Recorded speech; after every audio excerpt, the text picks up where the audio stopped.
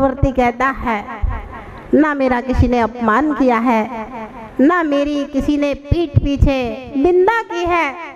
बात ये है, आज मेरे दोनों ये हाथ मुनि को आहार दान दे करके पवित्र नहीं हुए हैं। आज कोई महामुनिराज इस महल में नहीं आए हैं, इसलिए मेरी आंखों से अश्रु बह रहे हैं। मेरी प्रतिज्ञा है, रोज मुनिराज को आहार दे करके तभी भोजन करूंगा। आज भोजन की बेला हो गई, कोई मुनिराज नहीं आए।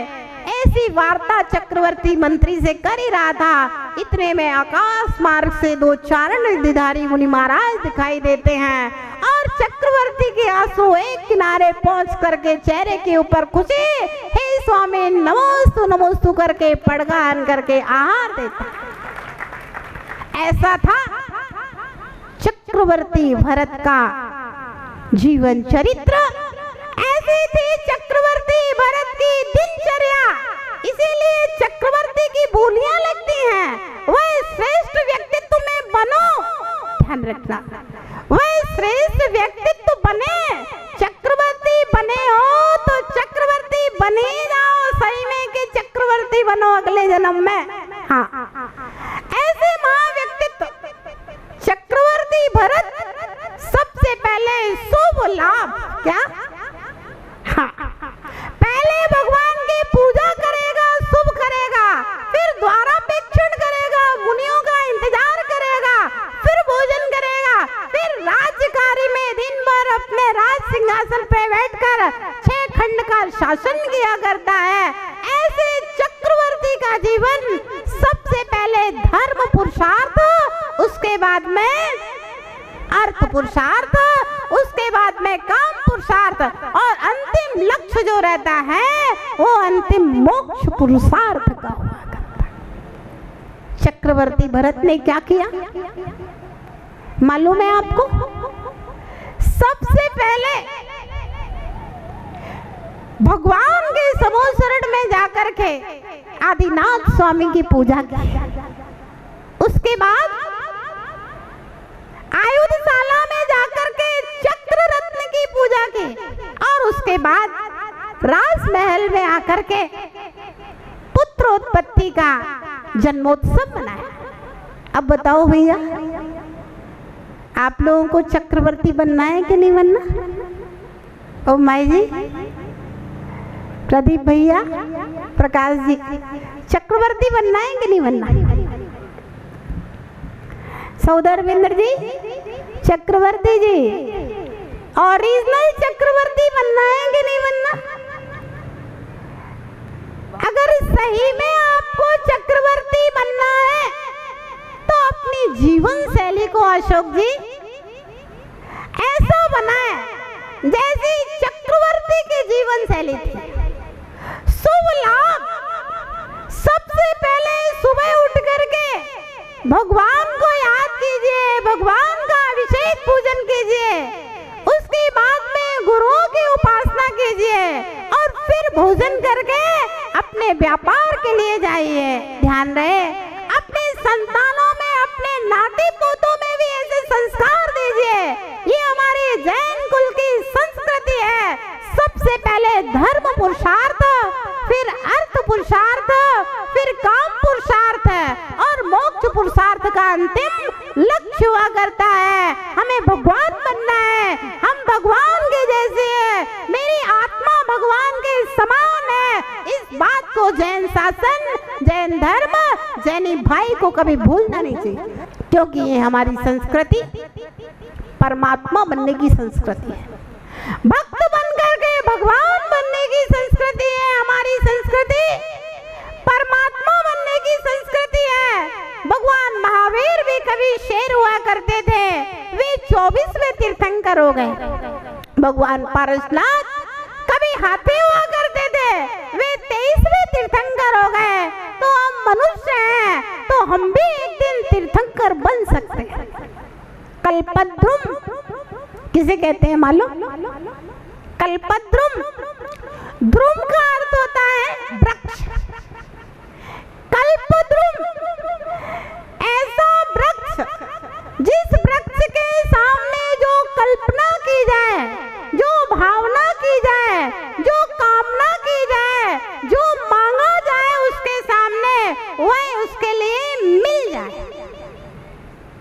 देखिए, मिलने के लिए किसी राजा के पास आप जाओ, कहा राजा के पास, कितना भी बड़ा दातार हो, आप राजा के पास जाओ और राजा कहे भाई तुम्हें क्या चाहिए, और आप कहो महाराज हमें तो आपका ये सिंहासन चाहिए, तो क्या कहेगा?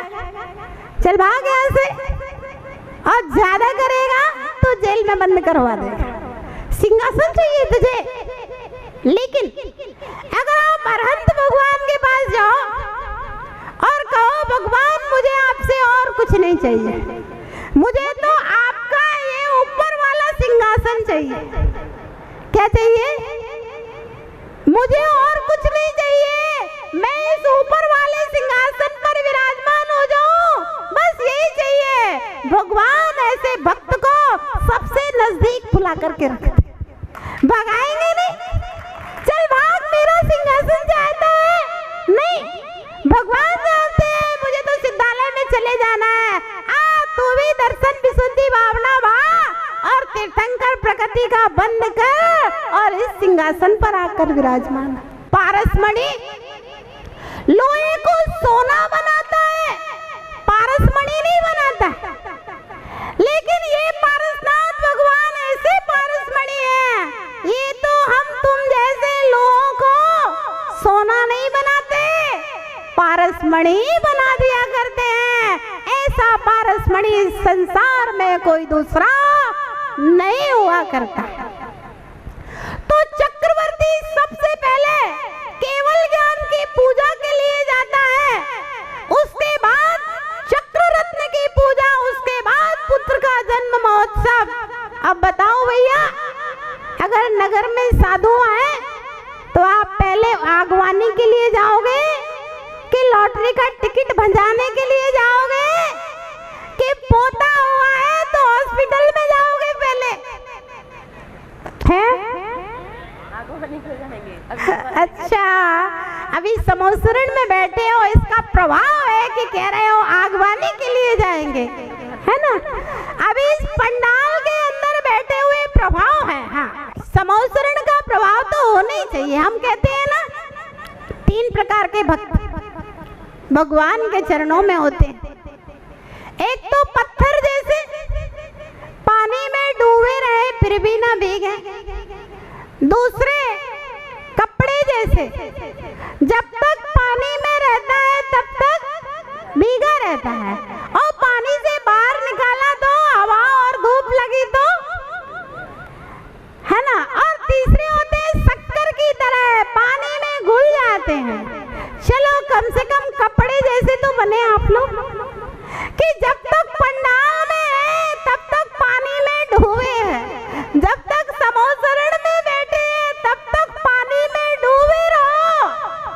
अगर इतनी देर भी आप पानी में डूबे रहोगे, असंख्यात गुण श्रेणी कर्म की निर्जरा होगे, निश्चित रूप से साक्षात भगवान के समोसरण में बैठ करके दिव्य ध्वनि सुनने का सौभाग्य आपको जरूर मिलेगा। गारंटी है, अगले जन्म में तुम लोग सब देव बन करके सीमंदर स्वामी के समोसरण में जाके बैठोगे। अगर 10 दिन, कुछ लोग कह रहे थे माता जी बड़ा मुश्किल है, 5 बजे से बुला लेते हैं और 12 बजा देते। जितनी देर पानी में डूबा रहेगा उतने ऊंचे स्वर्ग में जाएगा। क्या कहा? जितनी देर पानी में डूबा रहेगा उतनी असंख्यात गुणी कर्म की निर्जरा होगी, उतने ऊंचे स्वर्ग में जाएगा, उतने लंबे समय के लिए जाएगा, और उतनी जल्दी भगवान के समोसरण में पहुंच करके ऐसी विशुद्धि बढ़ेगी, तुम भी याद करोगे अगले जन्म में कि कभी सूरत में हुए कल्पद्रुम विधान में बैठ करके भगवान की पूजा की थी, उसके फल से मैं स्वर्ग में उत्पन्न हूँ। हाँ, वह मेढक जैसे याद करता है ना, अरे मैं यहाँ कहाँ से, अरे मैं तो मेढक था और पंखुड़ी लेकर के भगवान के समोसरण में जा रहा था, हाथी के पैर के नीचे दब गया था। इसलिए मृत्यु को प्राप्त करो हो। भगवान की पूजा के फल से स्वर्ग, भावना मात्र से स्वर्ग।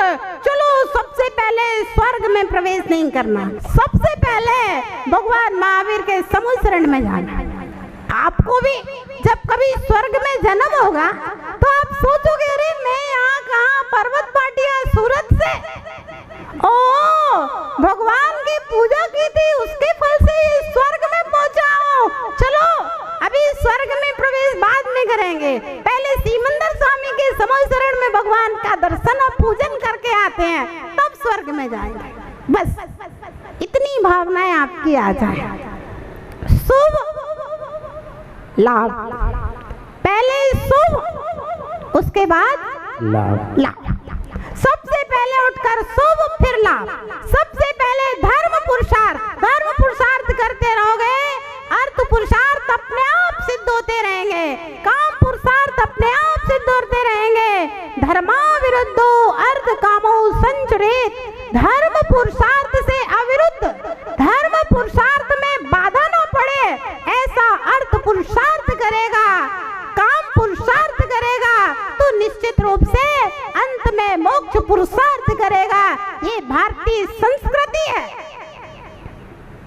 इतिहास उठा करके देखना, चारित्र और पुराण उठा करके देखना, सैकड़ों हजारों करोड़ों राजा पहले राजनीति सीखते हैं, अस्त्र शस्त्र का संचालन सीखते हैं, राजगद्दी पर बैठते हैं, शासन करते हैं और वृद्ध अवस्था में मुनि बन के तप करके निर्वाण की सिद्धि किया करते हैं। हाँ, ये हमारी जैन संस्कृति है, ये हमारी भारतीय संस्कृति है। धर्म पुरुषार्थ और उसके बाद में अर्थ काम पुरुषार्थ और अंत में हमारा लक्ष्य मोक्ष पुरुषार्थ। ध्यान रखना, सब लोग भावना मानते रहना, अंत में हे भगवान मैं मुनि बन करके समाधि करके मरण को प्राप्त हूँ, ऐसी भावना रोज पाना चाहिए, रोज समाधि भावना पढ़ना चाहिए। चारों पुरुषार्थों की सिद्धि के लिए अगर नित्य प्रति भावना करोगे तो निश्चित रूप से तुम्हारा जीवन सुखमय रहेगा, यह लोक तुम्हारा बहुत अच्छा होगा और परलोक भी नियम से सुख शांतिमय होगा और अंत में निर्वाण की सिद्धि की प्राप्ति होगी। भव्यात्माओं, आज के श्रेष्ठी श्रावक का प्रश्न उत्तम, अति उत्तम है और इस काल में सिर्फ आज इनका ही प्रश्न नहीं है, समूचे श्रावक समूह का यह प्रश्न है कि आदर्श घर कैसा होना चाहिए, श्रेष्ठ घर कैसा होना चाहिए। क्योंकि घर जैसा होता है उसका प्रभाव व्यक्ति के व्यक्तित्व के ऊपर पड़ा करता है। घर वह स्थान होता है जिस स्थान को अपने रहने के लिए एक गृहस्थ बनाया करता है। जननी और जन्मभूमि ये दो वस्तुएं बड़ी प्रिय हुआ करते हैं। जब राम लक्ष्मण रावण को मार करके लंका में प्रवेश करते हैं, सुवर्णमयी लंका को देख करके, लंका के सौंदर्य को देख करके लक्ष्मण का मन तो लंका में रहने का बन गया। आपको मालूम, पद्म पुराण में लिखा है रावण को मारने के बाद राम और लक्ष्मण 6 महीने तक लंका में रहे। 6 महीने तक जब लंका में रहे तो राम ने लक्ष्मण से कहा, लक्ष्मण अब हमें यहाँ रहते बहुत दिन हो गए, भैया भरत और माताएं हमारा इंतजार कर रही होंगी, हमें अब अयोध्या वापस चलना चाहिए। और विभीषण को राज तिलक करके इस लंका का राजा बना करके हम यहाँ से अयोध्या जाएंगे। लक्ष्मण कहते हैं भैया मुझे तो ये लंका स्वर्गों जैसी लग रही है और मेरा तो बड़ा मन लग रहा है इस लंका में। क्यों ना हम दोनों लंका में ही रहे, क्योंकि हमने तो रावण को जीता है तो लंका के स्वामी तो हम ही हैं। क्यों ना हम लंका में रहे। राम उस समय लक्ष्मण से कहते हैं कि लक्ष्मण यद्यपि स्वर्णमयी लंका, लंका कैसी है? स्वर्णमयी है और स्वर्गमयी, स्वर्गों जैसी है लंका है। न में लक्ष्मणा रोचन्ते, हे लक्ष्मण स्वर्गमयी लंका है, स्वर्णमयी है, फिर भी मुझे लंका में ज्यादा रहना रुच रहा नहीं है। क्यों? जननी जन्मभूमिश्च स्वर्गादपि गरीयसी। जननी और जन्मभूमि, माँ की गोद और जन्मभूमि, हमारा घर, हमारा गांव, वह स्वर्ग से भी ज्यादा श्रेष्ठ कहा गया है। इसलिए अब हम लोगों को अयोध्या चलना चाहिए। ध्यान रखना, आप लोग ऑफिस जाते हो, बाजार जाते हैं, तीर्थ यात्राओं पर घूमने जाते हो, न जाने कहां कहां जाते हैं, लेकिन उसके बाद एक गृहस्थ बंधा कहां से रहता है? घर से बंधा रहता है। बहुत कहते हो हे भगवान आपके दर पे ही मेरा पूरा जीवन गुजरे, खूब कह लेना कितना प्यारा तेरा द्वारा, यही गुजारो जीवन सारा तेरे दरस की लगन से। लेकिन फिर भी 12 बजते हैं तो सब लोग घड़ी देखने लगते हैं, अब कितनी देर और पंडित जी लगाएंगे, कितनी देर और संगीतकार भजन गाएगा। खूब कहते हैं, सम्मेत शिखर पहुंच जाते हैं तो लगता है यहाँ से कभी ना जाओ, बड़ा अच्छा लग रहा है, स्वर्गों जैसा लग रहा है, क्या आनंद की अनुभूति हो रही है। लेकिन जैसे ही 4 दिन होते हैं तो टिकट की याद आने लगती है, घर वापस जाना है।